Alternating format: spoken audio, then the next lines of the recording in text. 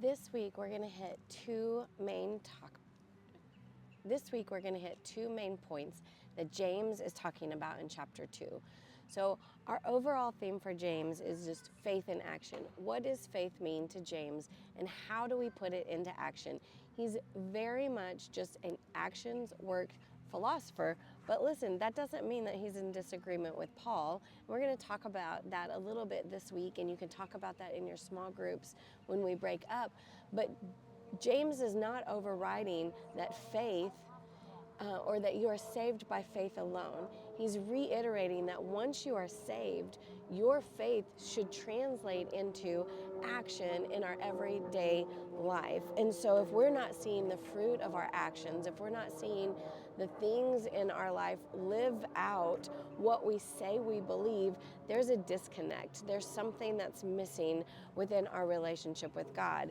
And he's very blatant about that and very poignant about that. But before we get to that topic, he also brings up at the very beginning of this chapter and verses 1 through 13 this idea of partiality, this idea of determining somebody's worth.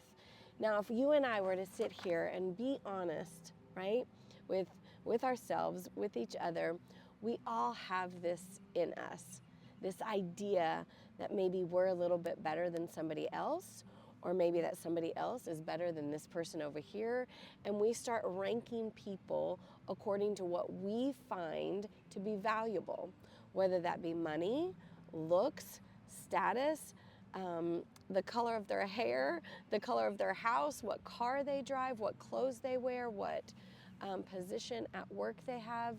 And we all know people who are those brown noser people, or those people trying to get in, or they're always politically correct, or they're always just trying to be the yes man. And we can point it out in other people, but if we're really honest with ourselves, we all do this. We all do this, and I see churches do this as well, and we're not above our own human nature in it. And so I love that James points this out, because he's obviously having a problem with the early church, because you see at the early church it was exploding. There were all kinds of people that were coming into the church and believing in Jesus Christ and the miracles and the work that he did, and they were becoming one church body, but there were a lot of different pegs to be had, right? Like a different pecking order.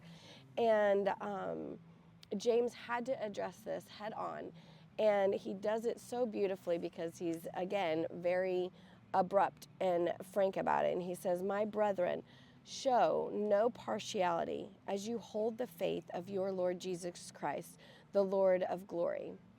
It's a command. We talked about last week how James was all about commands, right? Like, do this, do this, do this. And he's very plain about it. You are to show no partiality. When somebody comes in wearing gold rings or fine clothing, you are not to give them the head of the table just because of what they're wearing.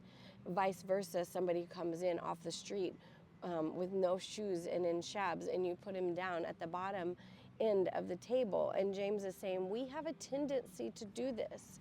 We see this all the time. You know, in my world, I see this with school, with parents who try and pick their kids' friends for them based on status, based on, you know, maybe what it will gain their kids in the long run, that they think a better friend group or whatever it may be. And we start being judges, is what James calls us. We start taking on that role of being a judge of people. And if there is anything that I know I am not adequate of, it is being a judge of people. And I know, without even knowing you, that you're not a good judge of people either. And that role of being judge and somebody who parses out people is only meant for Christ and Christ alone. And he didn't judge you. He didn't judge me. In fact, he accepted us in our shame and in our grace and in our sin. And he said, you know what? I pick that one. I pick that one to love.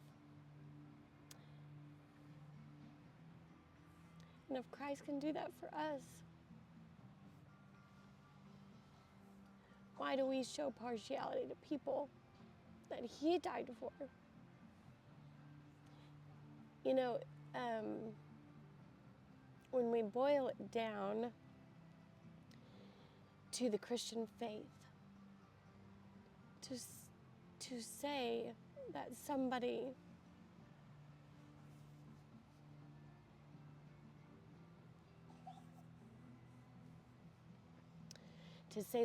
is not worth the love of Jesus, is not worth our time, is not worth our love, is not worth our patience, is not worth the moment to not get angry, to not get upset, to not show them kindness.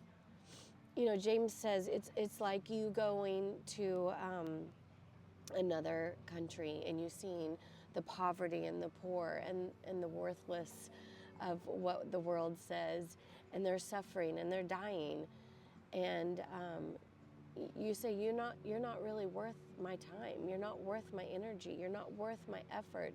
And I am so thankful that Christ didn't say that about me, that he didn't say that about you, that he gave us the time, he gave us the judgment-free mercy that we don't deserve. And you and I are to do that. Of all the faiths in the world, James says the Christian faith should be the least partial of everyone out there, because Christ didn't judge us. In fact, in our sin, he chose to love us. And because of that grace and that love, we should be overflowing with so much mercy. We should be running to get the people that are the lowly people, the ones that aren't wearing the fine clothing, the ones that we can run to and help before anybody else. It should be a race to get to them. But instead, we become judges and we start showing this partiality. And James adamantly says, this should not be. And he's obviously seeing this distinction in the early church, and it is still going on today. We Christians have not changed all that much. This word partiality means literally to receive the face.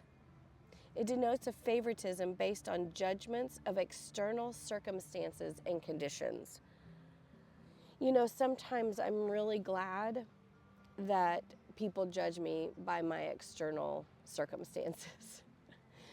Because if they saw my heart, if they saw my thoughts, if they saw my internal person, I probably wouldn't have any friends.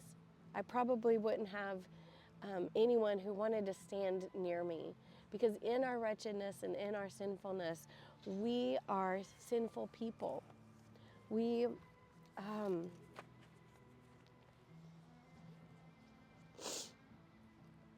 I'm thankful that Christ and Christ alone knows my thoughts, and he loves me anyways.